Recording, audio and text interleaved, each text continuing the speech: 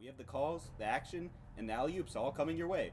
This is the Stray Cats, and welcome, Dom, to the last Stray Cats of the season. Absolutely. Yeah, the last Stray Cats, and also the last Stray Cats with you, my friend. I know. It's sad to say, but it's happened. It's been a quick semester. We've gone by, but I'm pretty excited to be here to close out the year with you. I'm very happy to share this moment with you. Yeah. But yeah, we have ourselves the final senior day, as many will probably see it as, but the final day of the regular season for college basketball, at least for the SoCon. Mm-hmm. The Western, WCU, it's a bit of a bittersweet for the women's team specifically.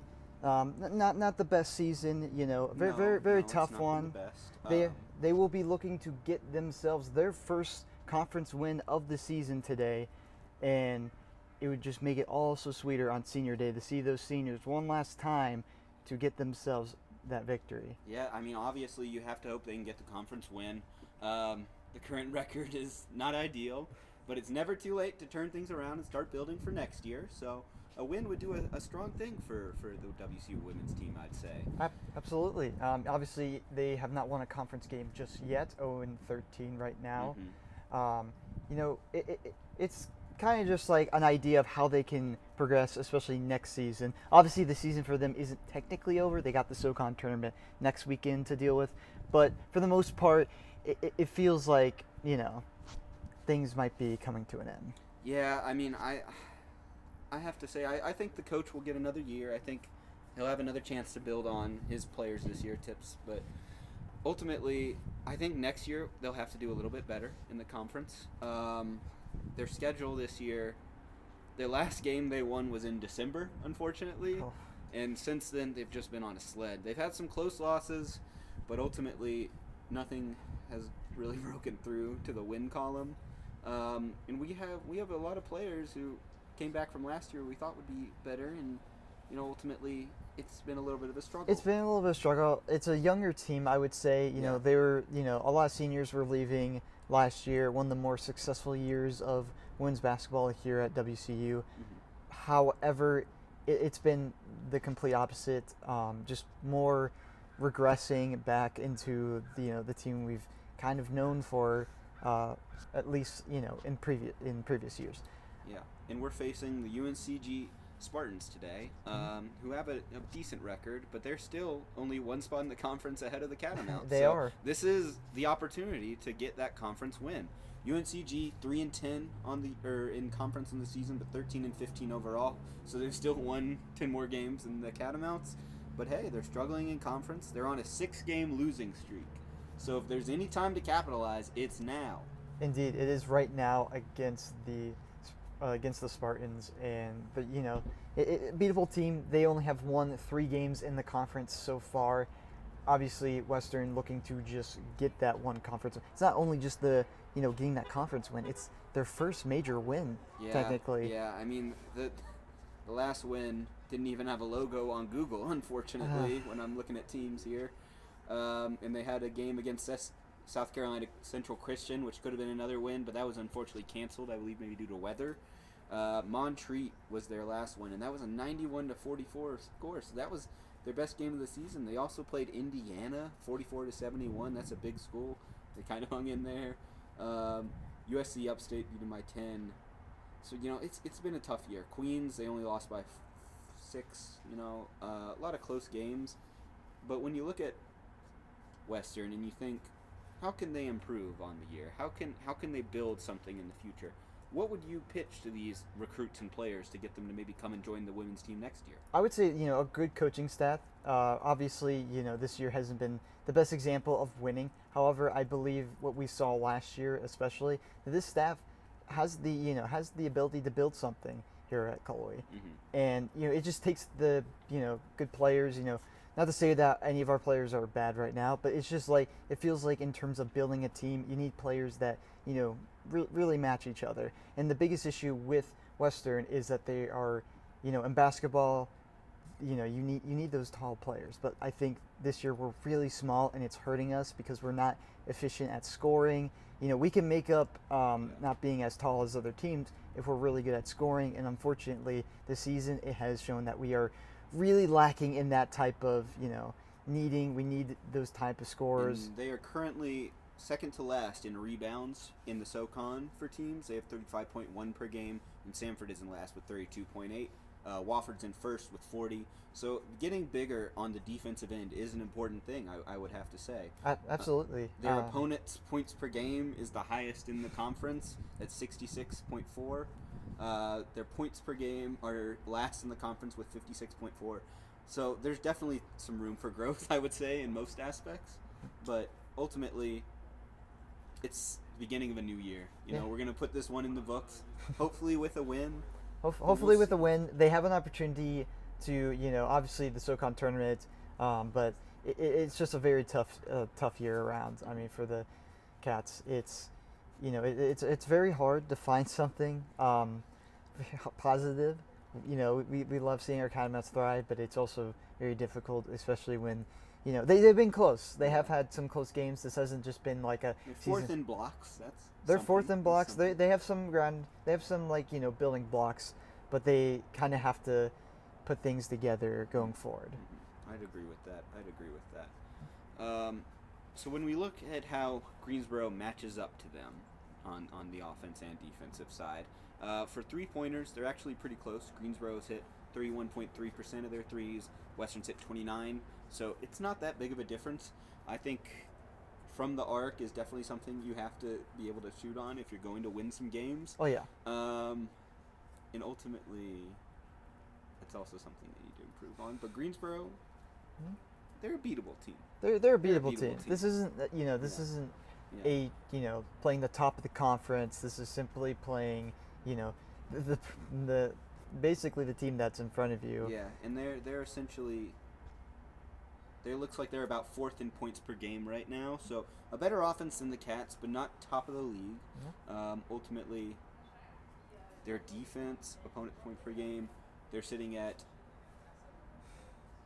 They have 55.3, which is the best in the league. So 55.3. Yeah, their defense is actually pretty solid. That's going to be a tough matchup. It's going to be a tough matchup, despite the conference loss.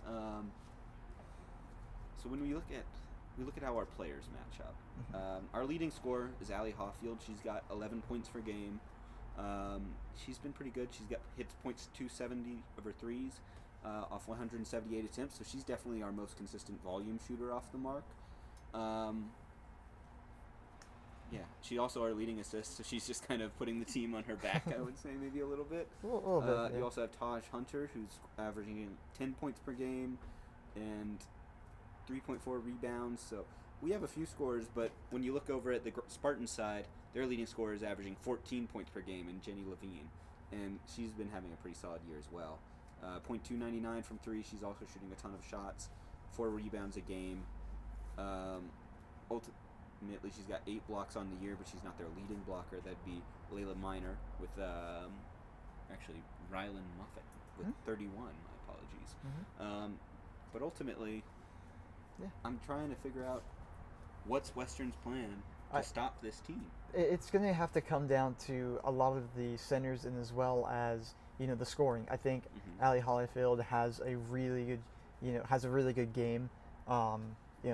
By far the leading player right now.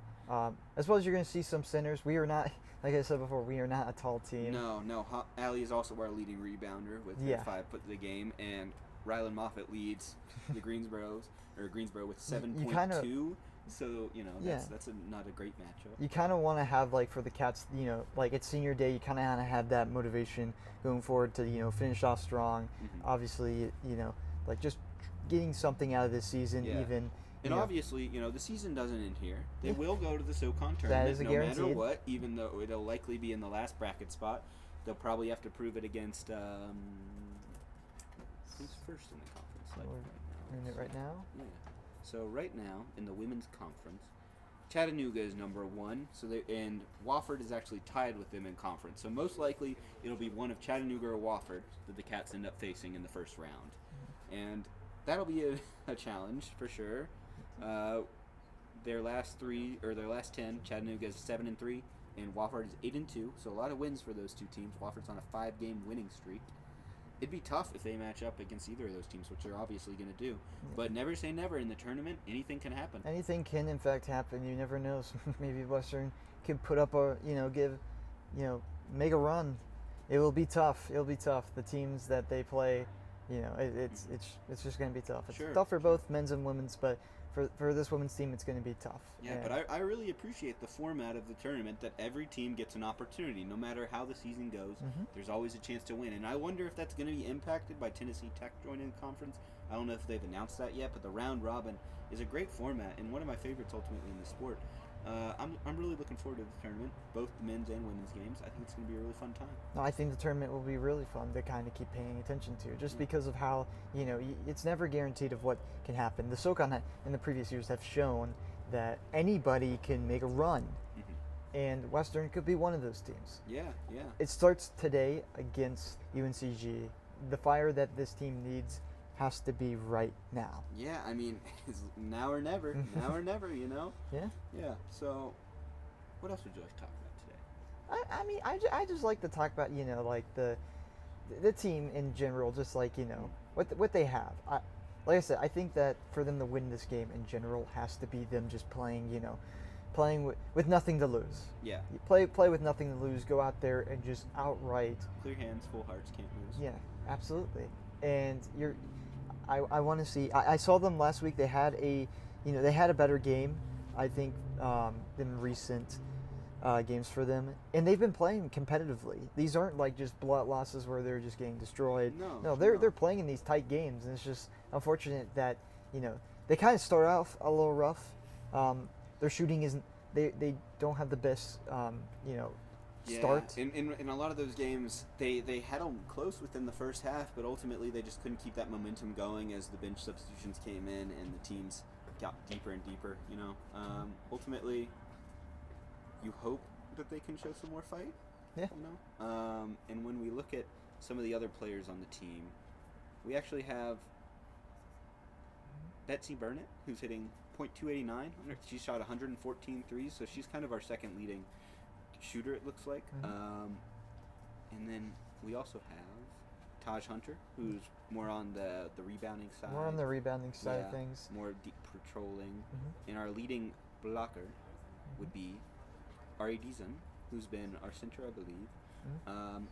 And that's also just an area where they've struggled, is getting blocks and keeping steals and not turning over the ball themselves, obviously. Yeah, obviously. And that's been the biggest thing. I mean, not just for the women's team, but the men's team. I mean, I think last year they were really prone, and this year, they're not as bad with turnovers. But the women's team, unfortunately, is first in the conference in turnovers per game with 20, which is a little tough. Wofford is in last with 12.7, and UNCG is in 6 with 14 a game. So obviously that's something they're going to have to cut down if they want to keep the ball in their own hands and not keep losing these leads that they're building. Absolutely, like they just have to play clean basketball, and that goes for any team. You're not going to win these games with that amount of turnovers unless you're bailed out by a great performance or a team making a mistake at the wrong time.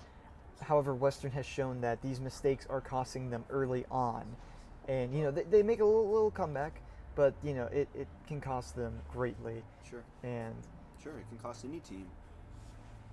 Yeah. Greatly. I mean, yeah. But I think we're gonna let's talk about the standings real quick for the SoCon. Yeah, let's take a look. So right now in first place, we mentioned we have Chattanooga. They're 10-3 in conference. Wofford in second, also at 10-3. So those two games still to be decided, maybe for the 1 seed. Have we looked at who Chattanooga's playing today? We can take a look at that real quick. So just to see what's at stake. Well, they're actually playing right now against the Mercer Bears, and they're down. They're down. Yeah, it's at the half. Chattanooga 24-30. So that would be a massive loss for them. If they lose that, they're likely going to lose the first seed. Interesting. And when we look at who Wofford are going to play, they are also.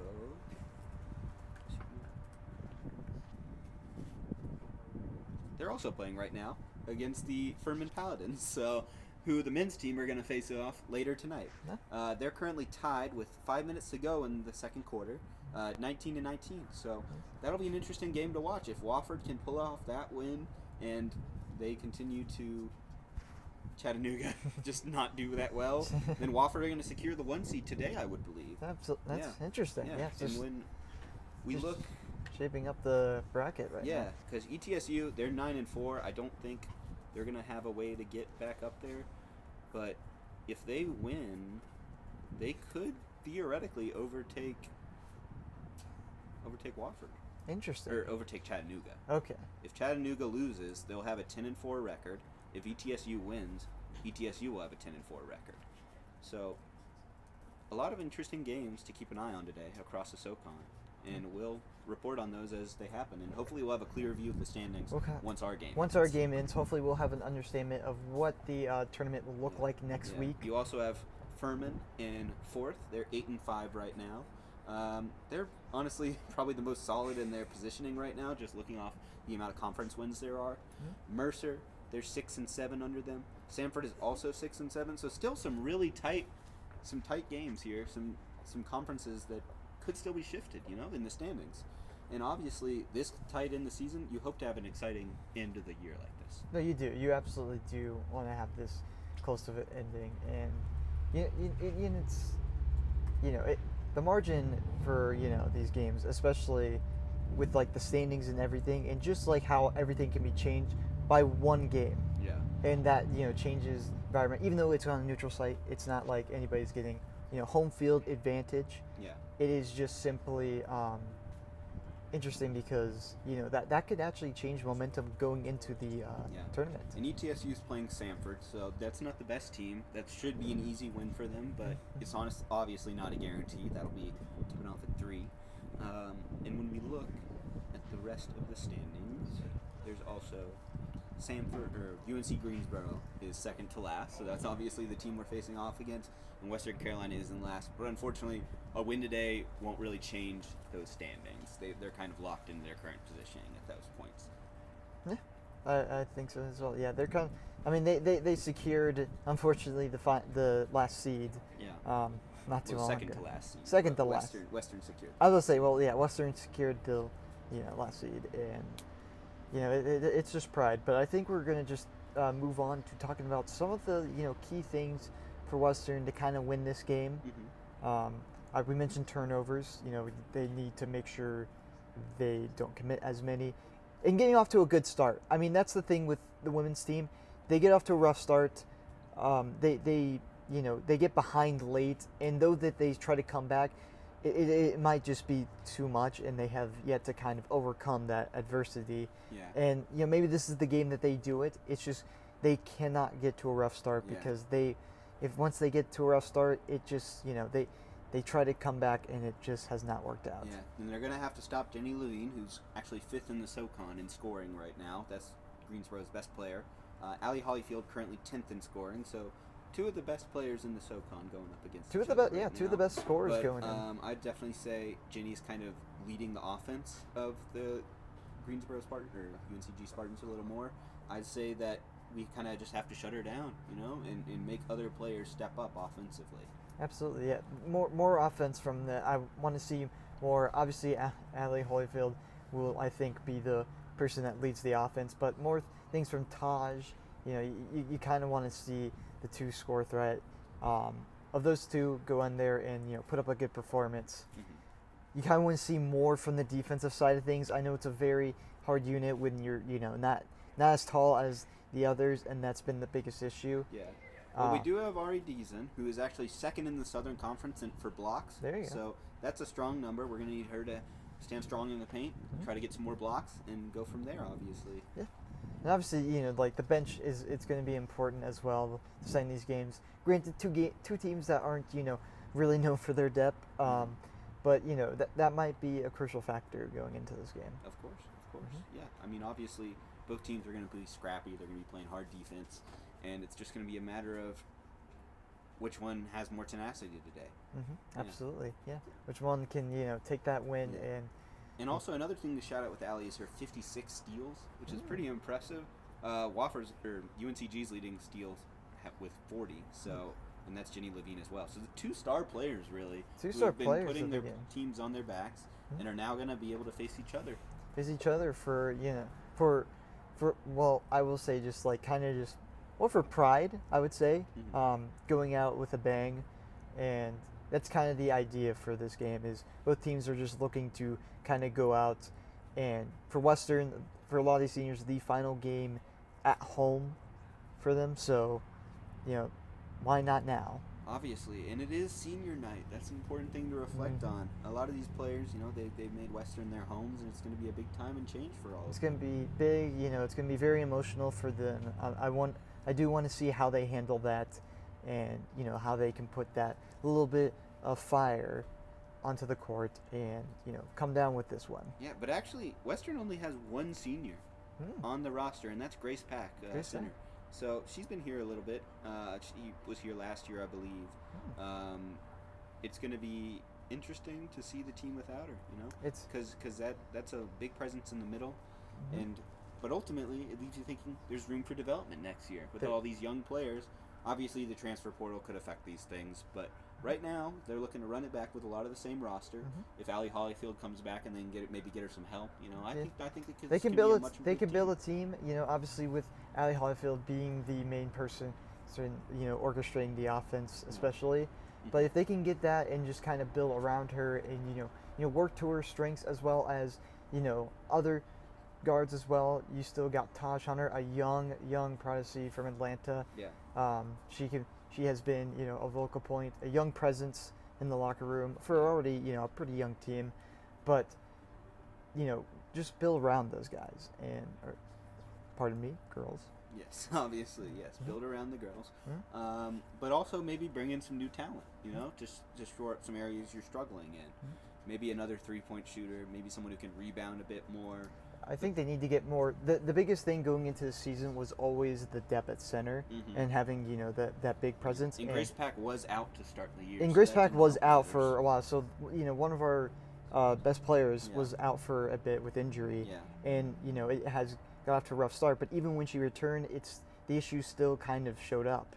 They are lacking on that size front, even with them having a really good defensive player. They still need the size, and they still need the people to get those rebounds. I mean, defensive rebounds are so crucial in basketball. They kill runs. They reinvent the offense and let them go out there and play. And same with offensive rebounds. Offensive rebounds are important. Being more accurate with your shots and just overall, taking the shots when they're there. And both of those categories are things that Western needs to improve in.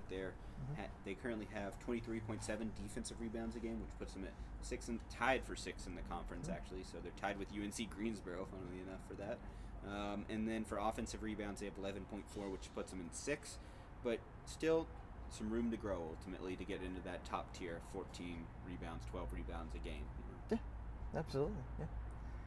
Well, we're about getting close to about the end of our pregame show. I think we're going to go and, we've discussed the keys to the game. We said, they need to start out well.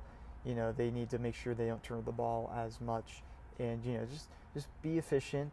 Play with your heart out and just go out there and ball. Yeah. But let's talk about our predictions for this game before we go off the air. Yeah.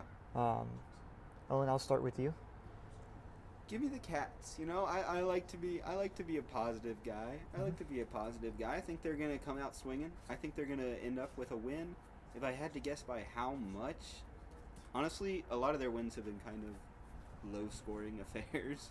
So, frankly, I'm going to go with WCU 60 or 63 to UNCG 58. Yeah. I'm going to go with the Cats. As usual. I think this game, especially for it being the last one for of the season, at home especially, they'll be getting a game in Asheville, and while that is technically near us, still they won't have the local fan base that is Coloway. No. They'll have some fans, some dedicated will make the drive, but ultimately it probably won't be the same environment as a home game.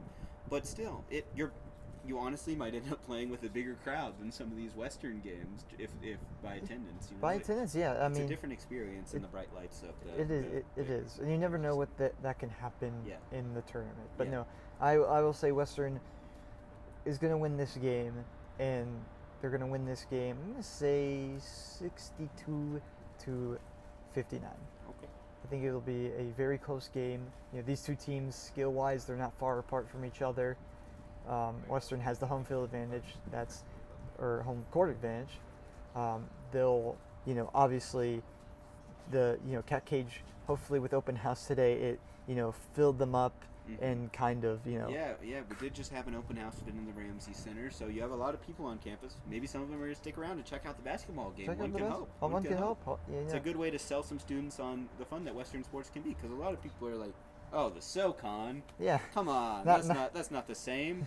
But ultimately, it's a really fun environment. I've really enjoyed my time at Western. I've enjoyed all the sporting events, and I think it's a really great underrated arena. It's a very underrated experience. Yeah. Obviously, I think smaller environments, like with a team that's not, say, as big as the Power Four and Division One, it's a different experience because you're feeling something in terms of like that underdog mindset. Yeah, you don't have the same access to NIL and all that. It's a little smaller scale program, but ultimately, it's really fun to watch a team you can support so closely blossom. And we've done our chats with Cat shows with several members of the women's team. We've done interviews, and we've gotten to know these players. We've gotten to know these players really well, and that's something that you don't really see from other bigger schools. It's a great level of access for student media. It's allowed us to do so many cool things, including this show. Yeah, absolutely. But yeah, that's gonna, I think, in fact, do it for our was a pregame show. Yep, that'll be it for the first one. The first one, we will have mini. We have ourselves a double header, so please stick around. It is going to be men's and women's basketball. Yeah. We will be back here for when the women's game goes. We'll be back here at halftime. At halftime, yes, we'll be back here at halftime. We're doing the double header, so please go watch the game. Yes. If you're on the fence about it, just go. Just go watch the game. Yeah. Go watch the game. If you're watch the game on TV or go to the stadium, it's the last game of the season here. Yeah. So tune in for our halftime show, our post-game show, and obviously tune in when we cover the next game for the men's team. Absolutely. But this has been Stray Cats with me, Dom Sayani. And me, Owen Fleming. Thank you guys. Signing off for now. Signing off for now.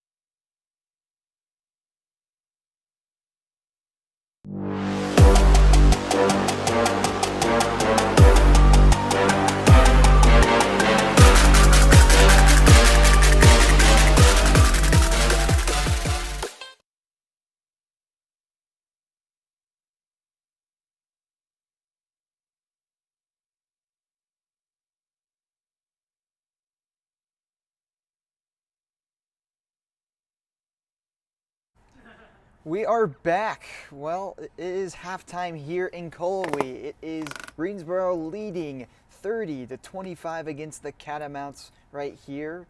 Welcome everybody back to Stray Cats. I'm Dom Siney. Joining me, of course, is my beloved co-host, Owen Fleming. Thank you. Yes, so that was an interesting half of basketball. Very interesting. Yeah, I mean, they started off a little slow, but ultimately they figured out a way to fight back and only be down 5 at the half. Yeah, only be down by 5 at the half. They had a little bit of a rough start. Yeah. We talked about it in the pregame show that they've had a habit of doing these rough starts. The turnovers were starting to pile up at the beginning, but they have, fought right back, and they're within range of this game. Yeah.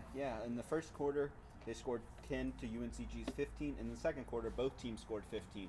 So a pretty evenly matched second quarter. We'll have to see if they can keep the pressure up, maybe take the lead as we head into the third. Absolutely. They finished the half pretty strong with actually on a scoring drive going into this half. We have some of the leaders in points here as Ari Dazan has 8 total points. 4 for 8 from the field. 4 for 8 from the field. We got Grace Pack, the senior, with 7 boards. Yeah, and 7 points. And then 7 points. 7 points, pardon me. Mm-hmm. 7 points, and we have Taj Hunter following them with 5 points. So yeah, and Dizon also has 7 rebounds, so and 2 assists. So really been the all-around player tonight. No, very, very important player. So far, it's been those 3 who have been on the stat sheet in terms Allie of. Holyfield hasn't gotten going yet. 1 for 3 from the field, and on the UNCG side, they've got Micaiah Acidine. Sorry if I mispronounced that. With 8 points, 3 for 7 from the field, with 2 for 6 from 3. And Jenny Levine, who we talked about earlier, only 7 points, 2 for 7. So Western's doing a pretty good job of keeping their star players in check. Very much. They're keeping them down at this moment. Just, a better game from Western offensively. Obviously a rough start, but, they've evened them up in the second quarter going into halftime. So the momentum seems to be within the Catamounts. So. Yeah, and UNCG, when you look at the stats here, they've shot 16 three-point attempts and only made 6 of them. So really, that lack of scoring has led them to just be behind. And if they do start making the threes, that'll ultimately be a bit of a mishap. But for now, they've got a decent gap. They've got time to go. And we'll see if they can keep progressing that way, see if they can keep taking the win. Another thing to look at, rebounds. They actually have exactly the same. So a pretty evenly matched game on a lot of points. I mean, who would have thought it? I mean, these two teams, though, their records are in disproportion. They're pretty similar, honestly, Similar in terms of conference. In terms of conference play, though, UNCG has the better overall record. Yeah. Getting a little breeze here, but it's been close for the Catamounts, and that's been most of their games so far this season. They've had really close losses, and it's often based off them starting out rough, which happened in this game as well. Though they're within range, only down by 5. It's a winnable game for the Cats. Yeah, and you look at a lot of these numbers. Steals, both teams have 5. Assists, Greensboro has 8 compared to R2. Turnovers, they actually have 11 compared to R8. And the Cats have actually scored some points off turnovers, so that's been another point in their favor. Points in the paint, 18 for us compared to 8 to theirs. So really, we're seeing 2 different styles of basketball here. UNCG shooting a lot of threes. Western more controlling the paint, or trying to. Yeah, and we're looking at the free throws here at this moment. Obviously, 4 for 4 from UNCG, 4 for 6 for the Cats. So they've been having some opportunities in free throws. Got to make them, but still pretty decent. Rebounds-wise, very even, as you mentioned. Offensive rebounds, though, the Cats are getting those scoring opportunities. Both are within range on defensive side of things. It's been a very balanced game by both teams. Sure, of course, obviously. So what can the Cats do to keep this positive momentum going and end up with the win? I was seeing in the first quarter a bit of that momentum, driving them, even off the rough start. They were getting those steals. They were making this a competitive game. They were making UNCG have to legitimately earn that. And, they were pressuring them. It caused, UNCG to genuinely turn over the ball. And yeah, I don't think they were prepared maybe for the dogfight that this game They were not prepared for the scrappiness from these Catamounts, and we're seeing that a ton here going into the halftime. Where, despite UNCG, being able to score, the Cats aren't far behind. Yeah, for sure. it's definitely a positive game. You know, I wasn't sure what we were expecting, but Yeah. even though we're 100% from the 3-point line, we only attempted 1 3 though. So Don't let yeah. that too much. But ultimately, this game has been pretty evenly matched. Yeah, it's been really evenly matched. It's like I said, I think this game will go down to the wire. I personally think that the keys to this game, to finish strong and to win this game and to, get that elusive conference win that, I know Coach Sip. Yeah, I'm sure they're is very motivated to get that. You know, at least they'd have that on their record if they do secure this win. Yeah, absolutely. The most important thing here is just being more consistent at scoring and to also not fall behind. Don't get prone to turnovers. You can't let off on the 3-point line because with the amount of volume they're shooting, if they start hitting them, that might be a wrap. Literally, yeah. It's a big time thing. When a team can get hot from 3, it's unstoppable. It's like a running back. Is a decent amount for a first half. It's like a running back in football. Once he gets going, it's hard to stop him.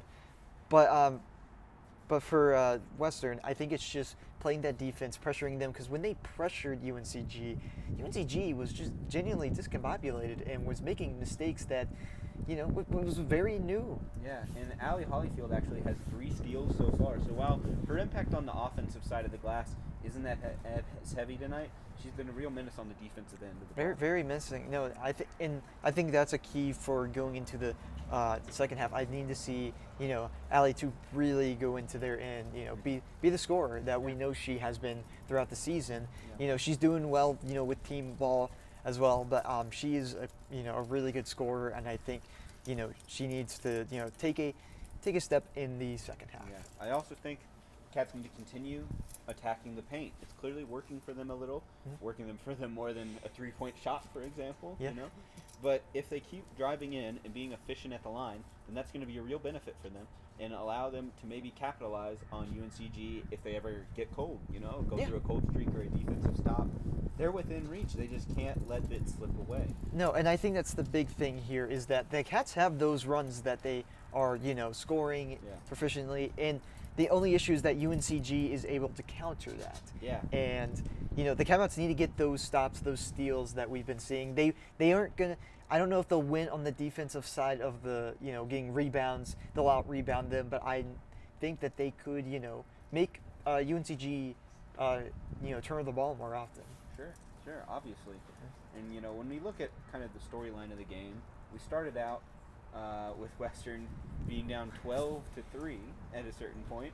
So they really actually fought back pretty well, I thought, because as we talked about earlier, this team has let leads balloon and get to the point where they can't come back. And today, they actually fought back and managed to cut it down a little bit. No, yeah, they have. Showed some real heart, and that's what we talked about in the pregame. That's what you have to do to win the game. Yeah, and we have seen this, in the mixture of those Western games. Like, most of these games are really close losses. These aren't just like they're getting blown out or anything. Granted, they are not leading in most of these games, but they do, they do have that, mentality to come back. It just is the matter of finishing the job, and that's kind of the mentality here. Is the gain momentum, take the lead, and you don't give up when you face adversity. No, yeah, absolutely, and that's what the Cats need to have going forward in the third quarter and the second half in general. Yeah, obviously. So, as we continue on with this, you still feeling good about your prediction? I think they have. I think they have a good shot. They, both teams are, even. Obviously UNCG has the advantage here, and and a lot of it does due to they've been a consistent team. Not the greatest team, but one that has been good enough to win 13 games. Yeah, and they're nothing to sneeze at. They're nothing to sneeze at, and obviously the Cats, they're playing scrappy. They're causing some, mishaps with UNCG, but UNCG is doing what they can to, keep us, we might be catching them, but they're definitely keeping us away. But yeah, and they still have one of the best defenses in the league, only allowing 55 points a game. So we'll have to see if they maybe attack with a bit more pressure on the Cats, if they maybe switch their strategy a bit to protect more of the paint. Are you safe with your picks still? I'd say so. I mean, our picks were pretty similar. Yeah. I'm not going to bail on them now with only a 5-point gap. No, I won't bail on them. I'm pretty, I'm pretty happy of what the performance we saw in first half from the Cats, especially after a little bit of a rough start. But they've rebounded, pun intended, well. I So got that. Yeah. That's another thing. The rebounds, they've kept up with them pretty well, and especially when you look at the statistics, they're at 36.5 rebounds for UNC Greensboro per game, and we're at 35, so not a big difference. And that's ultimately something where sometimes you can make a difference in a game if you attack the rack with a little more ferocity and some strength. You can really out-rebound your opponents. Yeah, you really can, and that's the most important way to do it. I mean, winning the rebounding and just like getting those crucial rebounds, even if you're not like out-rebounding somebody, getting those rebounds during the crucial moments, especially when a team is trying to, catch up, they're going to shoot more threes. If I did have to say something that I would like to see in the second half to improve on, we have 2 assists all game, and they have 8. So a little more playmaking, a little more sharing the rock, and getting some of our other players involved, especially on senior night. Who knows what this team's going to look like next year, Yeah. I think that could be good. Yeah, and a lot of these guys or gals, I should say again, are going to be back here hopefully next year, with more experience and getting ready to, put on full off season of workouts and just, being together and, really dialing it and getting the next season. But there's still a lot of time left for the Cats to show improvement, and they got this. If they play with some offensive ferocity, they could take the lead. A 5-point gap, you can get on that pretty quickly if you play some decent defense. Yeah, absolutely. Obviously, not the last game of the season for them. No, but some momentum with a conference win could be great for a morale boost as you go to face the number 1 or 2 seed in the SoCon. Yeah, absolutely. Number 1 seed, I suppose, yeah. But that is going to do it for the halftime show of the Stray Cats. The game is about to get back at it. I'm Dom Saini with Owen Fleming. Stay tuned. We are going to do a post game as well as the pre-game show for the men's teams. So since it's a double header, we're going to go right into the post game for the women's, and then right after that's done, we're going to no break slide right into talking about the men's game. Right into it. But thank you guys, and make sure you guys stay tuned for that. I am Dom Saini. And I'm Owen Fleming. Signing out. Cool. Thank you.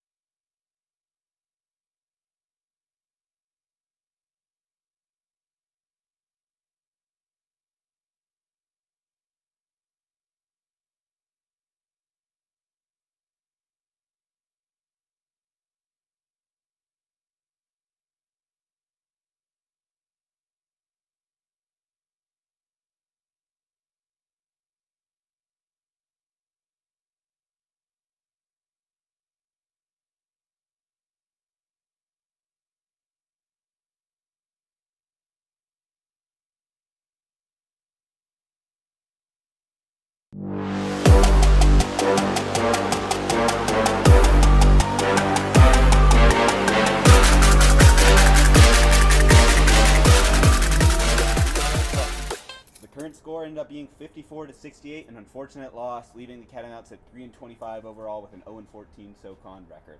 Unfortunately, our predictions didn't come true today, Dom, but we still had a game to discuss. Absolutely. Unfortunate for the Catamounts to end the regular season with a loss, and they haven't won in months. So unfortunate to end the season, regular season, I should say. Very, very disappointing. But there's still some bright stuff to look at. They were in this game. It wasn't a blowout as you might think in the latter half of the. It was a competitive first half, and then they started out strong in the third quarter as well. But ultimately, UNCG, they just started scoring, and the Catamounts just couldn't stop them. No, absolutely not. UNCG, they played the perfect half for them. They took care of things. They were a little sloppy at the end of the first half, and they fixed those mistakes immediately going into the second half, and they just dominated. Western was not hitting their shots. They were not, not finding the hot hand in this one, and it's more of the story of the team through this season, of starting off rough, showing a bit of promise, but then kind of not being able to pull through. Yeah, and when we look at the numbers, they had that 3-point stretch that wasn't that strong, but they ended up finishing 12 for 31 from beyond the arc, and we finished 3 for 9. So just two really different teams, and I think our lack of 3-point shooting is really something that's going to need to be addressed in the offseason. Absolutely, especially with us being a smaller team. You can overcome that with scoring 3-pointers and just having overall efficient scorers at the helm, and we just did not have that, and it kind of shows, but that kind of sums it up for the season for the Catamounts. Yeah, now they can look to their SoCon tournament matchup against Chattanooga, which is going to be a tough one for sure. Tough one indeed. They're going to be, in a environment that's close to home, but at the same time, they're going to take on a really, really good Chattanooga team. Mm-hmm. Yeah. So let's take a look at our box score tonight. Leading for the Catamounts, we have for Grace Pack and Ari Dizon were tied with 14 points apiece. So good for Grace Pack. This was her last home game. Last game in Cullowhee, yes. Yeah. Yes. Yeah. But no, a good game by Grace. She's been a part of the Western culture for a while, especially with this team. Yeah. She's seen the ups and downs of it. Obviously, she would have probably loved it for her to go out on top. Yeah. But especially here. But And Ari Dizon had 8 rebounds, 3 assists, and a block to go along with her 14 points. She was not the most efficient game with 7 for 17, but still one of the most impactful players on the court. Allie Hollyfield, she was held in check. She went 3 for 8, but she did have 2 rebounds, an assist, and 4 steals, so that's not bad. Not bad. Force on the defensive end, but ultimately UNCG's defense just kept us in check after the second half. We started off strong, but then there was a 22-17 third quarter and 16-12 fourth quarter that kind of sealed the fate. Yes, those scoring drives that UNCG took care of. I mean, they were on a run, and Western could not stop them defensively. Yeah. Anytime Western might have gotten something, UNCG just answered, and they kept pushing. Western's best, they showed it a bit in the first part of the third quarter, but then the game just went right to UNCG, and they ran with it. And they were out-rebounded pretty heavily. The Spartans had 39 rebounds to the Catamounts 28. The lack of size, ultimately a major factor, I think, in this loss as well. They also had 19 assists to our 8, and we did talk about playmaking at the half, but it didn't really lead to that much improvement, unfortunately. Absolutely. But let's move on, and let's talk about the SoCon tournament before we finish up our post-game talking about the women's. Obviously, anybody can make a run. The SoCon tournament has been in recent memory, a chaotic tournament. And Chattanooga, currently first in the SoCon in points per game with 64.8 compared to Western's 56. And their defense is ranked 6th in the league with 58 points per game. So we'll see. Actually, no, the defense is ranked 3rd in the league. My bad. But it's actually a pretty strong offense and defense. It's going to be a tough matchup for sure. Chattanooga's got some great players. But hopefully the Cats can head down to Asheville, pull off a shocker. Pull off a shocker, an upset indeed. It's going to be a toughie. It would be the first win in the SoCon for the Catamounts all season. Yeah. Obviously, we thought this might have been the first one for them. Started out looking that way. Started out looking that way, and then it just kind of fell apart. Yeah. But but yeah, that's kind of been the thing with the women's team. Obviously, we hope they have a great, great tournament performance. And then we'll see how the off season goes. We'll see how the Bring off season goes. And see where they end up next year. Absolutely, it's going to be very interesting to see where these players go. But let's move ahead to the next game for our doubleheader. This will be the pregame show for the men's team taking on Furman, their finale at home before they head off to Asheville. Though a little bit of a different tone going into this game. The men's are, they're catching. That's 1, 2, 3, 4, 5 straight wins. And that's the longest streak in like 15 years. 15 years, so yes. For Western. Yes. It's been pretty long, but they've been playing really well lately. They've been really turning on. They have been. After a little bit of a rocky start by the Catamounts, they've kind of found themselves, getting back into this. They have a shot at the second seed in the tournament, and they're going to need a lot of stuff outside. Yeah. Well, they need them. They need to get in the top, or they need UNC Greensboro. They're tied with them currently in the conference standings, so they're going to need them to lose. They're going to need a few other things to fall their way, but they could secure a top 6 spot depending on how today goes. Absolutely, yeah, they could land a top 6 spot, and that's crucial. Last year, obviously, the men's team was in a bit of a, kind of rebuild, refreshing with new coach Tim Kraft. Well, they were 4-14 in conference play last year, and this year they are 9-8. So a winning record in conference play is on the table, which would be a big improvement over last year. Big improvement. Coach Kraft has definitely helped elevate this team. Last year he was new, and obviously new faces as well for the Catamounts. And development, just player development. Development in general. It was a different team from the year prior, where the Catamounts nearly made the NCAA tournament. And I was at that tournament. Came up just short. Just short of making that. But this year, they have a good shot at it as well.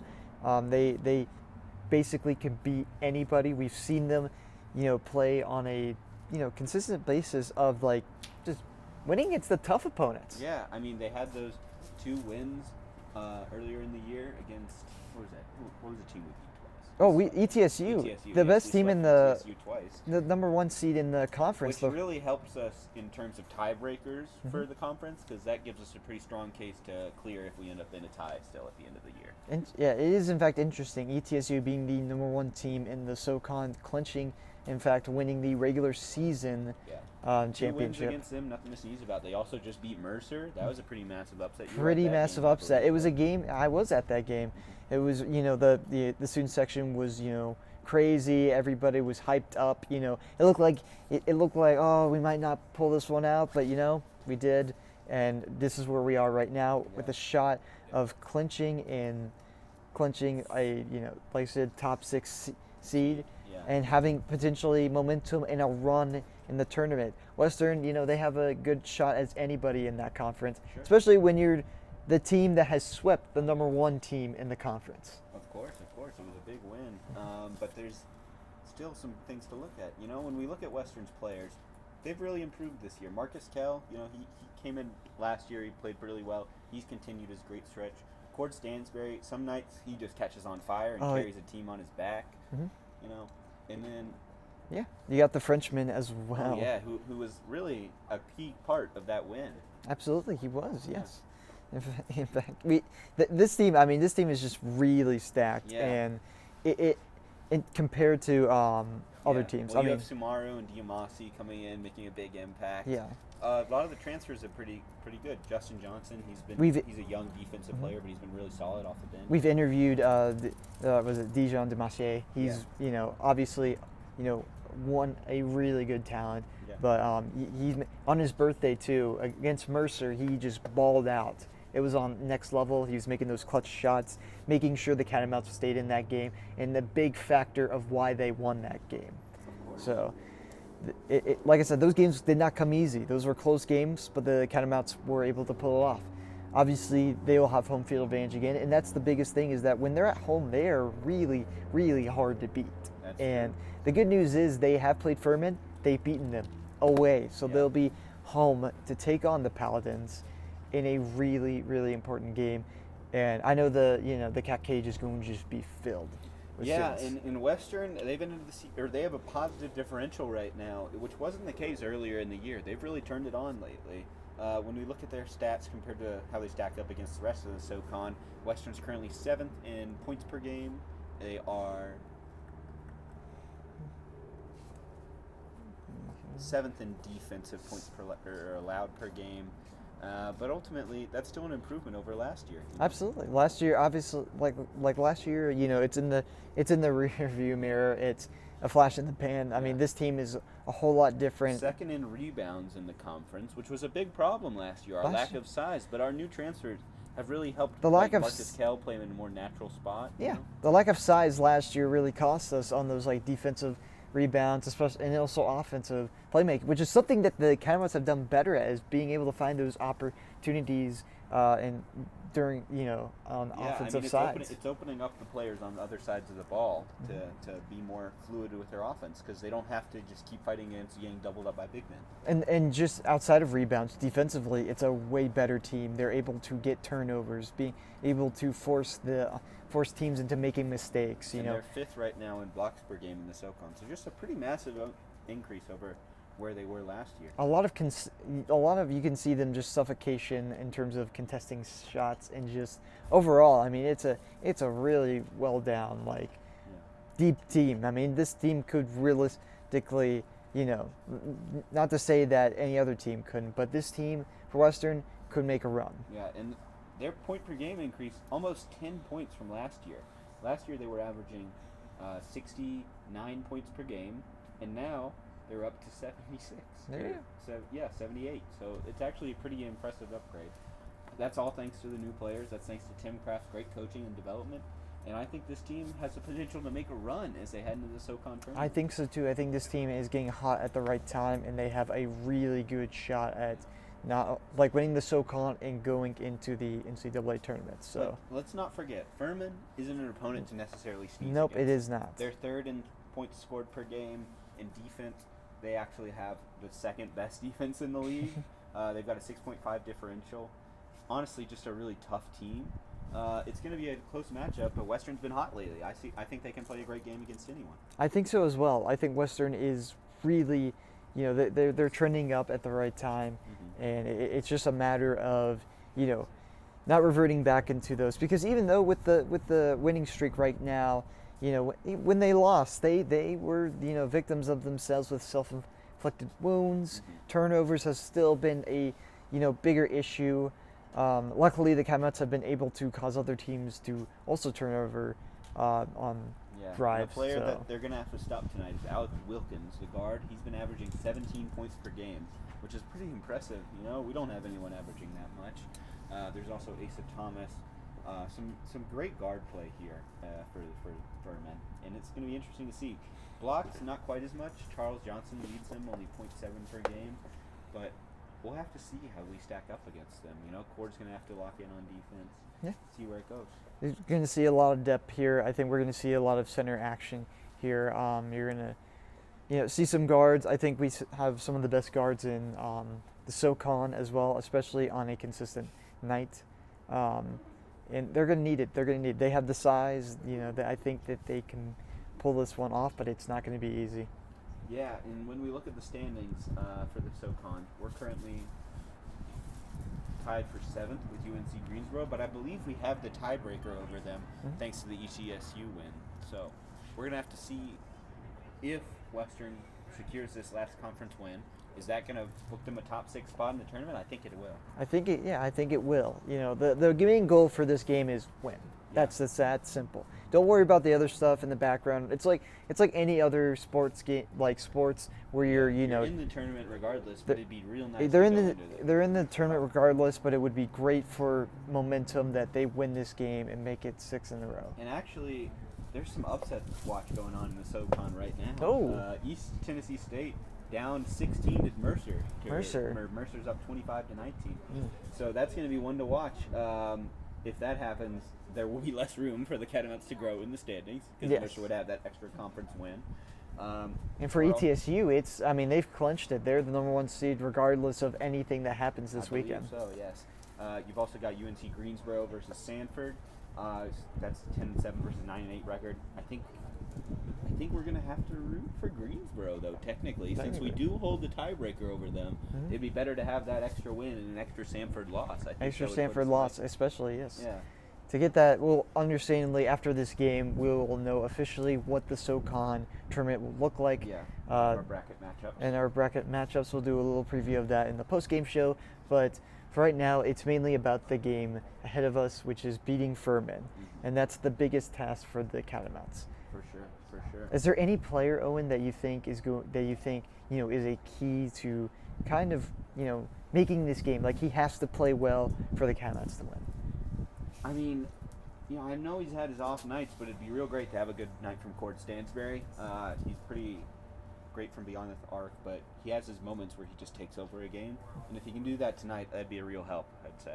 I think so too. What about you? Do you think? I think Tejan Demassier. He's been doing. He's been a guy, the Frenchman coming over here, and he's been lights out. He's been playing amazing, and last game showed me anything that this guy, he's a playmaker. He is a playmaker. Despite being a guard, he is a playmaker that will give his guys open shots.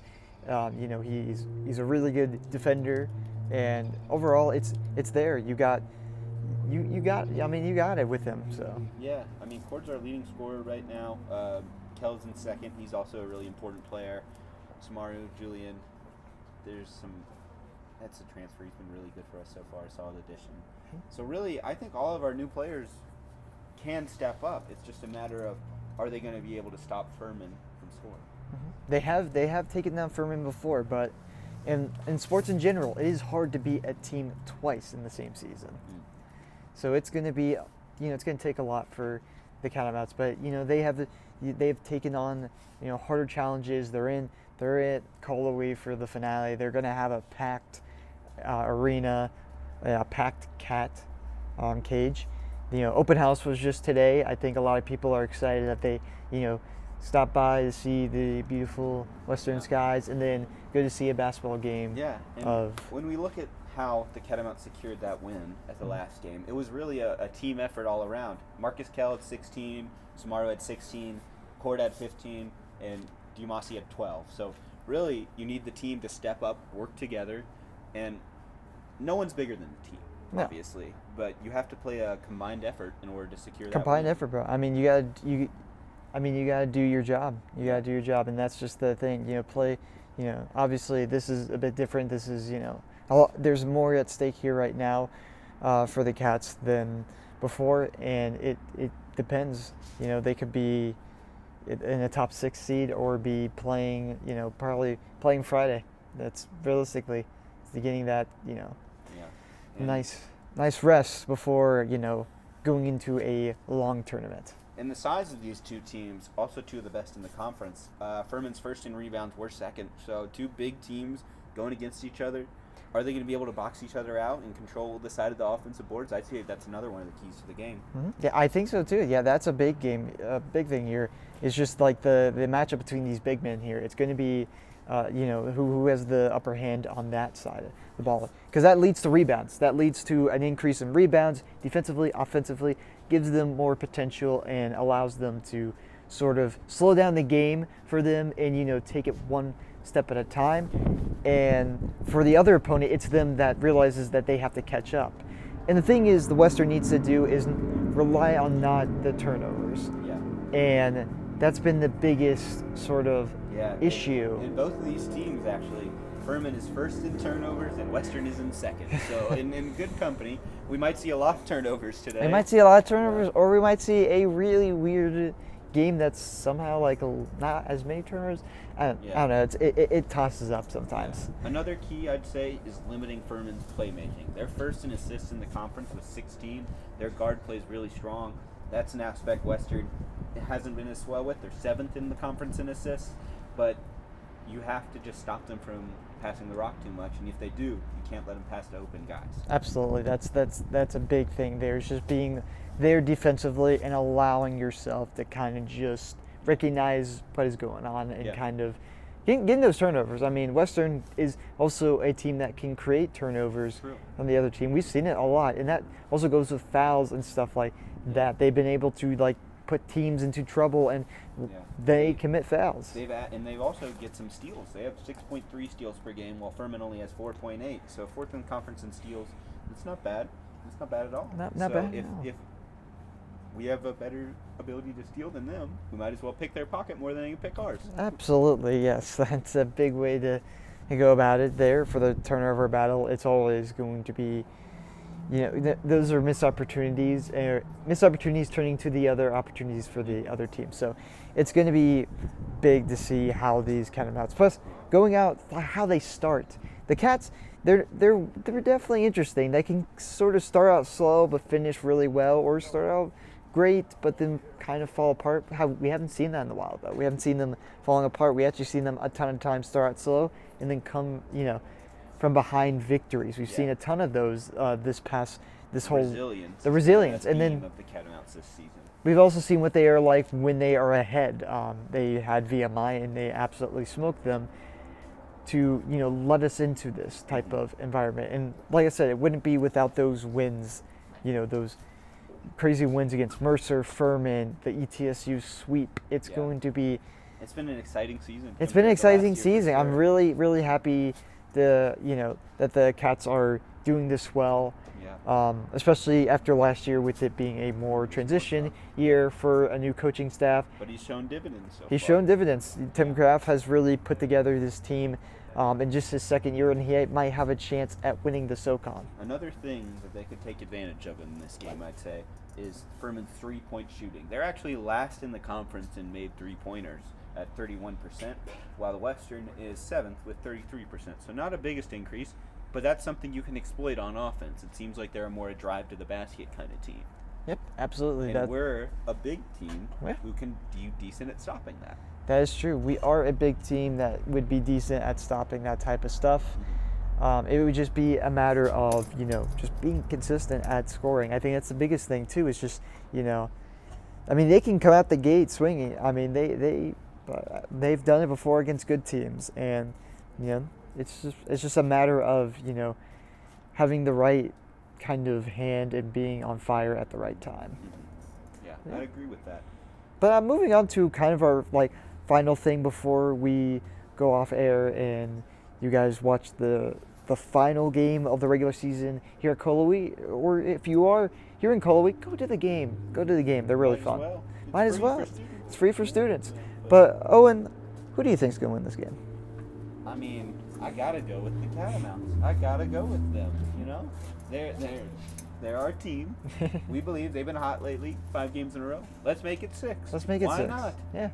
I think they're gonna get the win here. Let's make it 6, and let's go to the SoCon tournament on fire. And that's the thing I think the Catamounts are doing. It's really hard to bet against this team and to really think that they can't do it, because so far they have been doing it. And this game is gonna be hard just because the streak is up in the air again. But it's senior day as well. Yeah. So, those seniors are going to get, their love and admiration during this game. There's going to be some emotion. I think that's also going to be a driving factor of why the Catamounts are going to win this thing. I'm going to say the Cats win this game 77-68. All right. I'm going to say it's going to be a little more high scoring. I'm going to say they're going to win 84-79. Okay. Yeah. Well, that is going to do it for the pregame show, postgame show, the women's. Well, we thank you guys so much for joining us. We will be back for the halftime show. So when the game goes into halftime, make sure you guys stick around and listen to what we have about the games. But that is going to do it for Stray Cats. I am Dom. And I'm Owen. Signing off.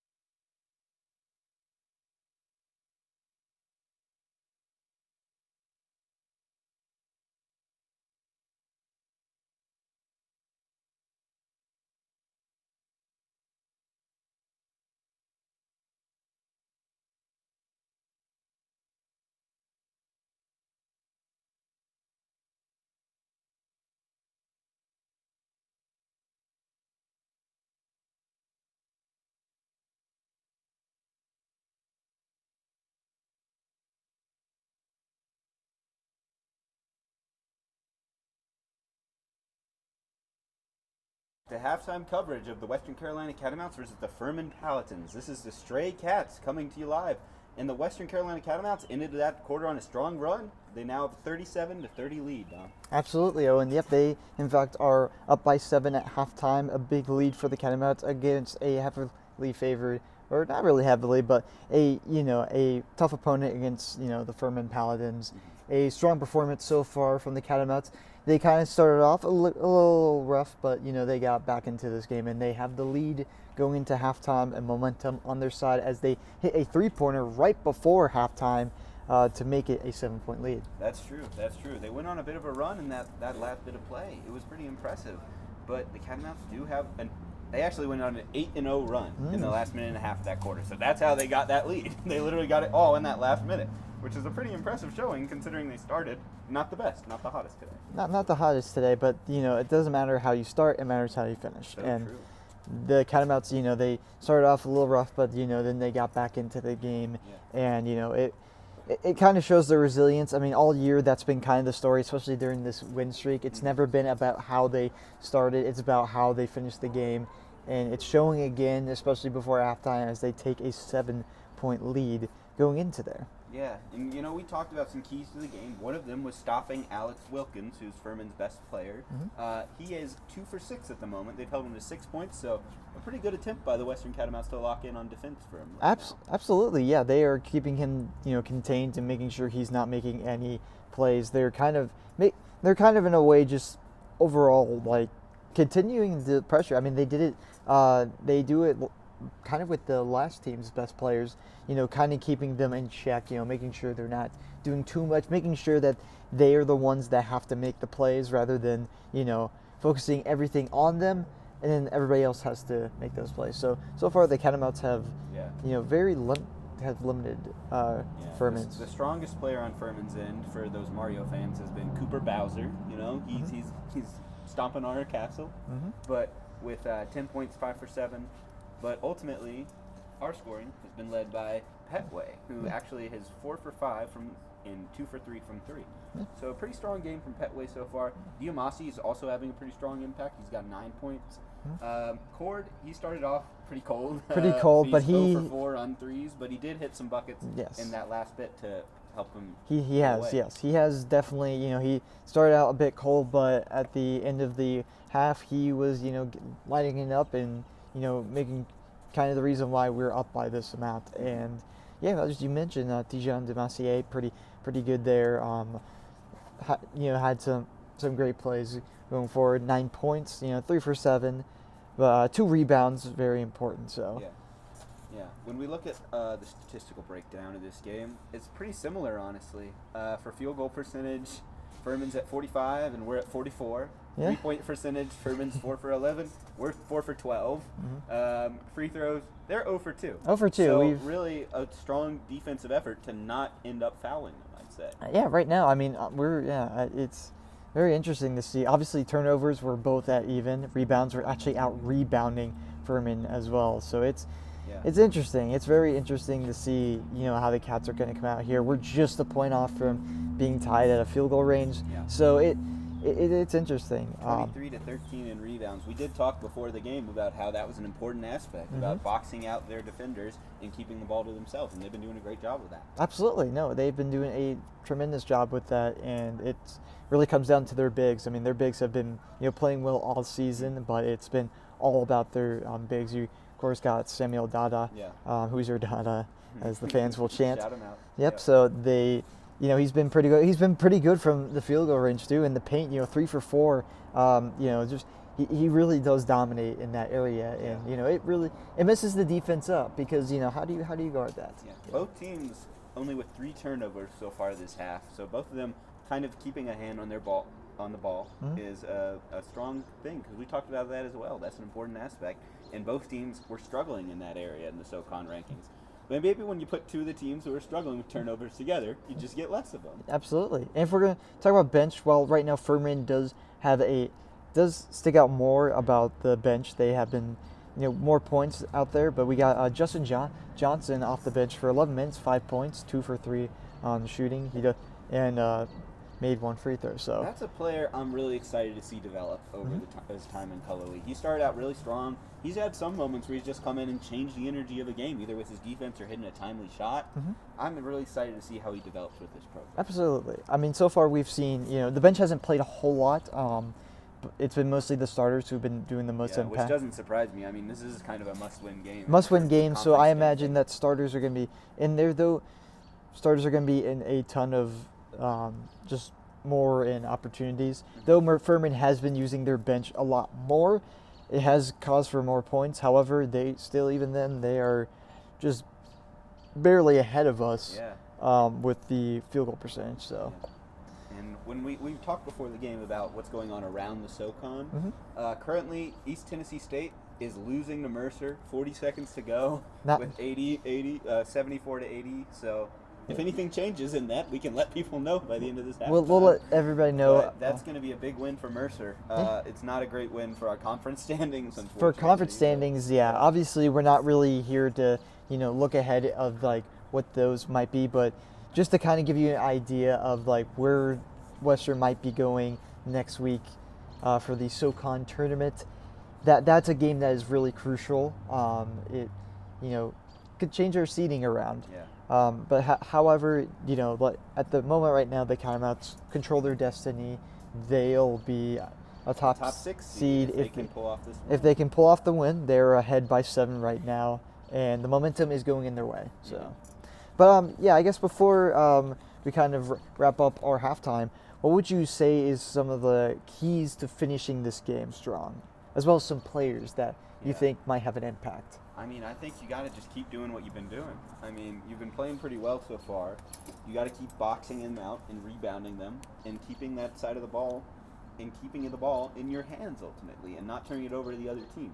If you keep possession and you give your players time to score, you're going to have the opportunity with the guys we got to win the game. Absolutely. Out of them, when I'm looking at the box score, I mean, I'm going to have to go with, Petley's been playing pretty good so far. He's been his efficiency is really good, 4 for 5. But I think a key player right now is Samuel Dada. He's got 6 rebounds so far, which is much more than the rest of the team.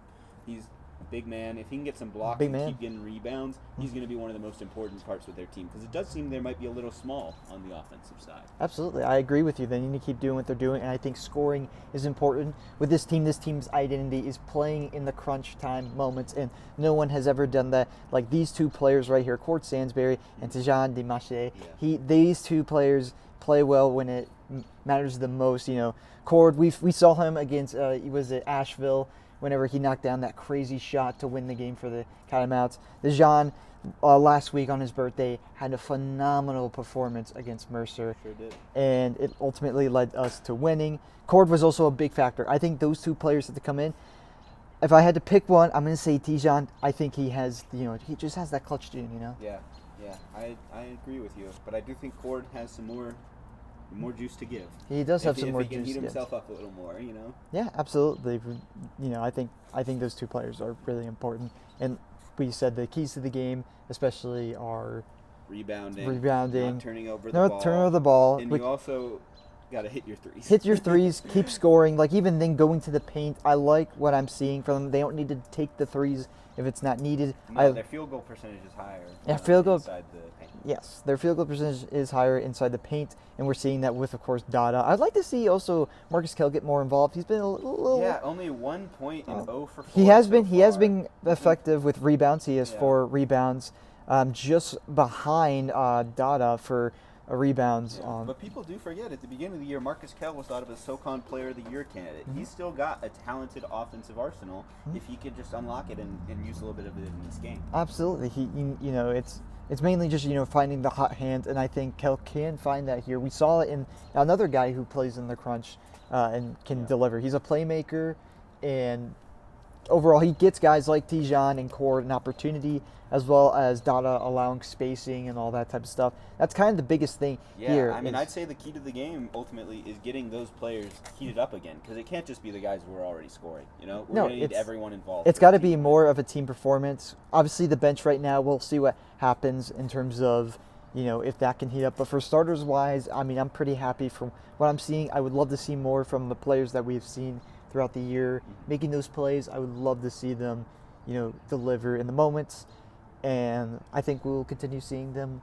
Obviously, we both said the Catamounts will win this game. I think we are going to see the energy. The energy for this game is absolutely on point. It started out slow, but I think it is slowly, but surely made it to being where it is right now. So true. I'm looking forward to this next half to see where it goes. Absolutely. Well, this is going to do it for the Stray Cats halftime report. I'm Dom Sayani. And I'm Owen Fleming. See you next time. We'll be back for the post game. Post game, yeah.